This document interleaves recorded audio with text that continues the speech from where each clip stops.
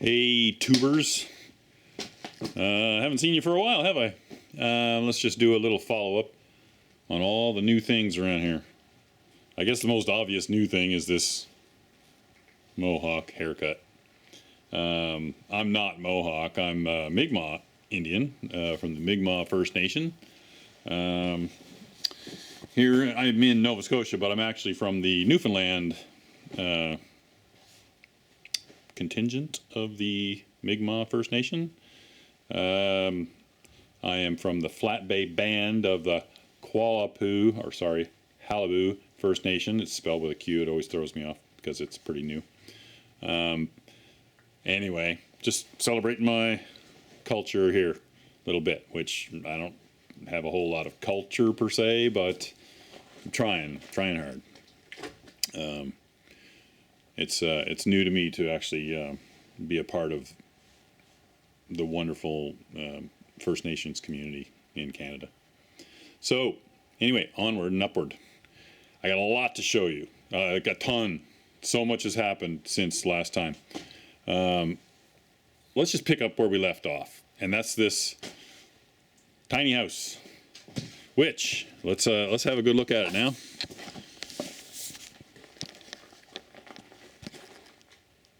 It's still not totally done, but I had to put it on hold because we started building the tiny house trailers quite a bit, and but I'm working on it now. I've got a step here. Show you. Still not quite done. I'm going to weld one of these scissor jacks to the bottom, and that'll hold it up and be adjustable for different height terrains, and then it'll fold out of the way like that, and maybe have the license plate hidden underneath or something. And I got a nice white board to go on there, and that'll be like that with a single piece of wood I have for there. Right there. And I got that painted white, which I'm not so sure I want white because it's already looking like crap. But well, let's finish around the outside first. I got most of the trim done. Really, the only thing I got to do now is the cedar shingles here, cedar shakes on the outside of this side. This side, I've already got done around that window. I've got the trim done around that window. I got to repaint the red with the second coat. That's why I got to get that little spot right there. And then I'm going to paint all the trim white. Down here in the front, we just have a little decoration piece. Actually, like a leftover piece from my garden stuff. It's something I made a long time ago for a restaurant, but now it's on this thing. And that's just going to be a little spot for putting. We're just going to put some flowers along there, just kind of dress it up, make it look like a little house. Yeah. Let's go around this side again. I still got to do a little trim around the wheels, I think. Mainly just to hide all them screws. Now, the door I changed a little bit. I had a second window like that, and I cut the door, and it's probably obvious, but I cut it a little bit crooked. I'm going to have to fix it. I just got to take a little bit off of one side, and then I can twist it a little. And I also have to repair this little cut where my jigsaw blade got bent, and I didn't notice it from the inside, and it strayed a little. Nothing a little Bondo won't fix. And I'm going to look for another window like this window to replace that one. I'd rather just two clear windows. I don't think I like that thing there.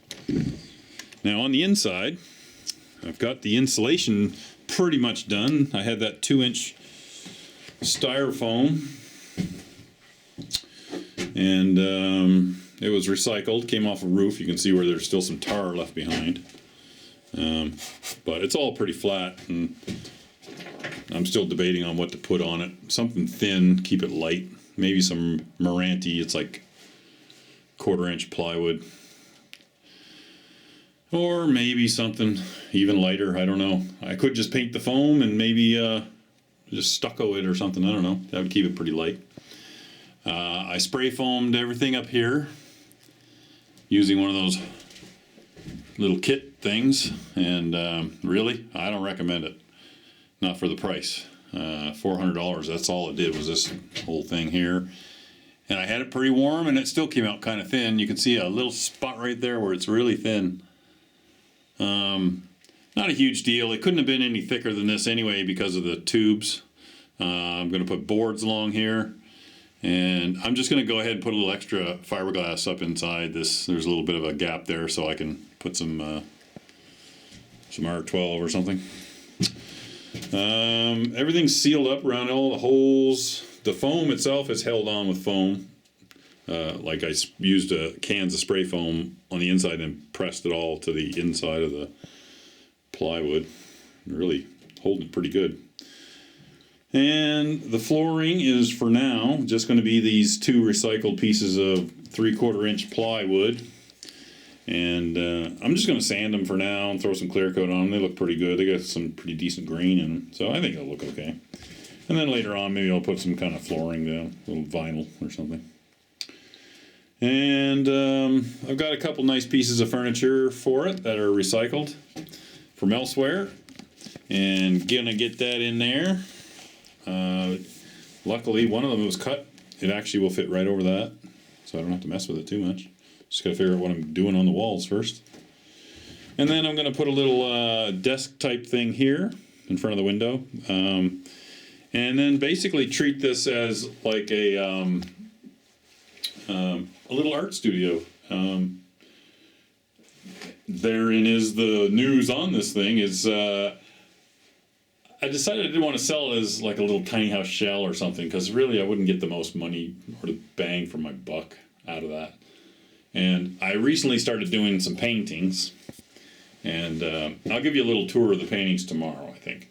It's just going to take a little too long to describe each and every painting and what caused me to get into painting suddenly. But, so let's just continue on. So that's pretty much it for the tiny house. Let's just move on to what's new. The next new thing, I don't know if you can tell by how you remember my property here, but we built a giant thing. It's a giant thing, so no other way to describe it for building our trailers in. I got a trailer on the go right now. I've got all the material laid out here, got my holes all done, and got all the parts, got my axles, got all my kit in here, springs and hangers and all that rigmarole.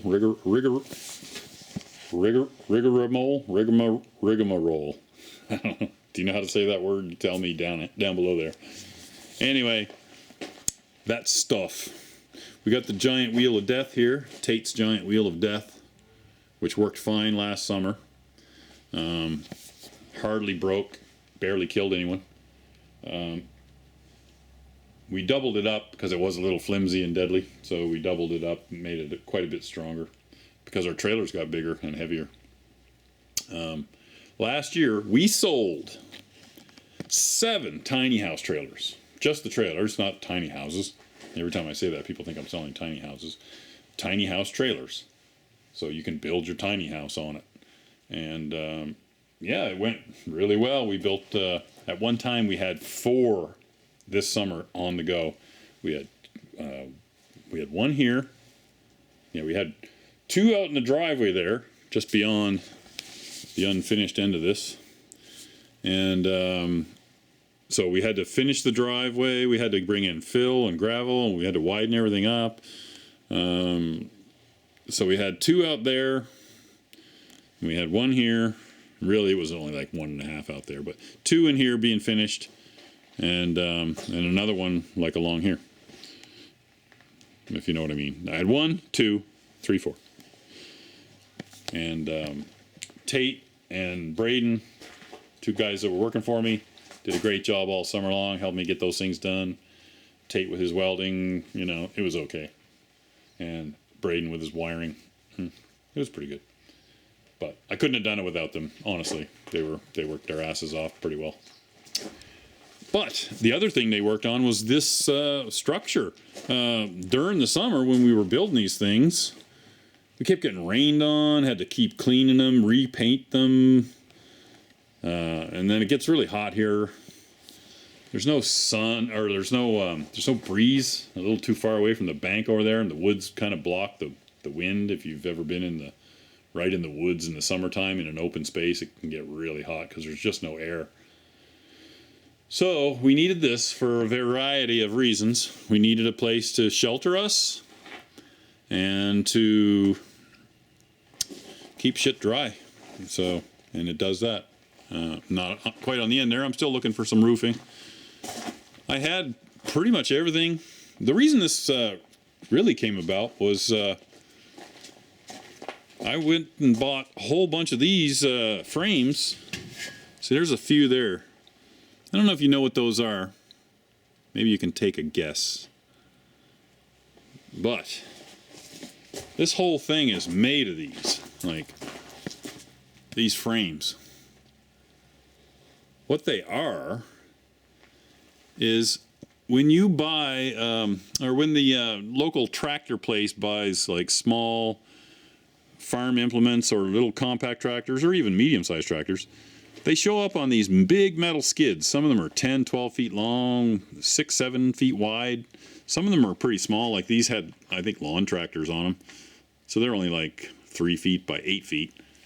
And anyway, when the place gets them, they just unbolt the product and they just chuck these things aside and they scrap them or they sell them. Well, they hadn't been selling them for a while. I can kind of tell some of them were pretty rusty, like they'd been there for 2 or 3 years, and they had just had a huge pile of them. And you know, we were scrapping a bit, so I said, well, let's just go look at them. If we can use the material, we'll use the material. If we got to scrap it, we'll scrap it. The guy said he would sell it pretty cheap just to get them gone. He wanted them all cleaned up and gone. So I said, well, he had them listed for $30 and $40 each. So $30 for a little one and $40 for a real big one, which is like the size of a flat deck on a work truck. And that's exactly what I'm using one of them for on my next truck. So anyway, I made an offer for all of them. I said, well, what do you want for all of them? Because I did the math in my head, and it was like well over $1,000 for all of them. I said, yeah, that's still a good deal because it was a lot of metal. It was like 3-4 trailer loads of them. And he let them go for $400. And he threw in an excavator boom, which weighed like, had to be like 2,800 pounds, but we had to cut it up. So we just went ahead and scrapped that. So we got all these basically for $400. I already had all these wheels. I had a big pile of them from a scrap job. These 8-foot diameter wheels. So that became the roof. Oh yeah, and I didn't really finish telling the story. So I had all these just piled up. I didn't really know what to do with them. I was scratching my head, and I finally just said, you know what? I'm going to take them and make walls, and I'm going to take those other things and make a roof. And it was only going to be like 20 feet long. And it turned out I had enough. I didn't really have enough roofing to do it all, but I just figure I'll just bide my time and get enough roofing. We ended up, I think it's 42 feet or so, maybe 44 feet. It's quite long.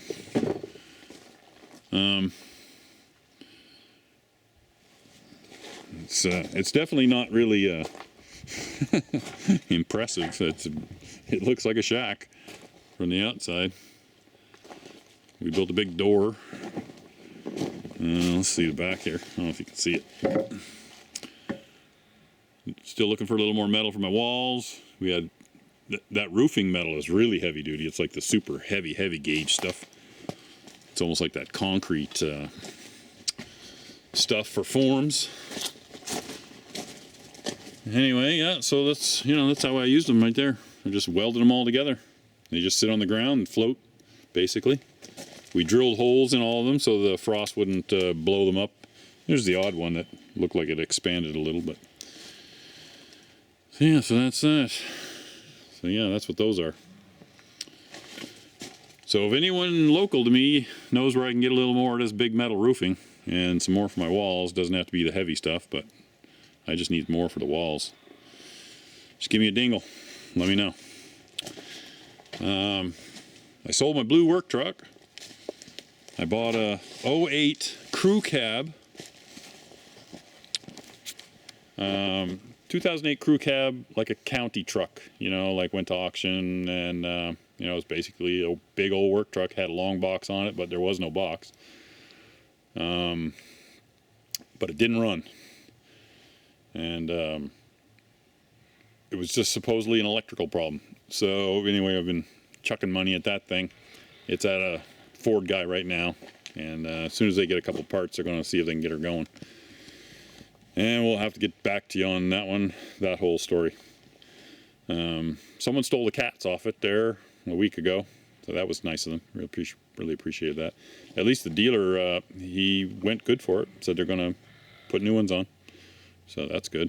Because a lot of times when you park a vehicle outside of a dealer or a mechanical shop, they just say a big sign saying they're not responsible for any damage or theft or anything like that. So they didn't have any sign like that, and I never even brought it up. They just said they were going to replace it. So I thought to get it going, all I had to get was a computer and some electrical, maybe just like maybe replace the ECU and whatever. So I ended up I found this truck for $500. This was an F-250 99 with a 5.4, and that's what was in the other truck. And I thought that truck would, stuff would be the same. Nope, different computer, different everything. Same engine, go figure. Thanks, Ford. So anyway, if anyone's looking for a beater to run in the mud, I'd take $500 for this truck. 4-wheel drive, doesn't run. They couldn't get it going. They had a temporary tank in there. They just wanted to use it for a mud truck, and they never did get it going. That is a Chrysler gas tank and fuel pump. And I'm guessing it's a different flow and everything like that, so it's not sending fuel to the engine properly, maybe. But I ain't messed with it, and I don't plan to mess with it. I might keep it just for parts for the motor, but from what I understand, even some of the motor parts aren't the same as in this 5.4. So there you go.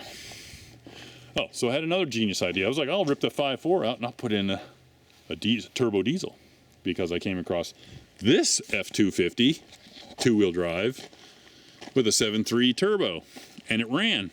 It was only $1,500, and she was pretty rough. It's non-4-wheel drive, got brand new tires on it.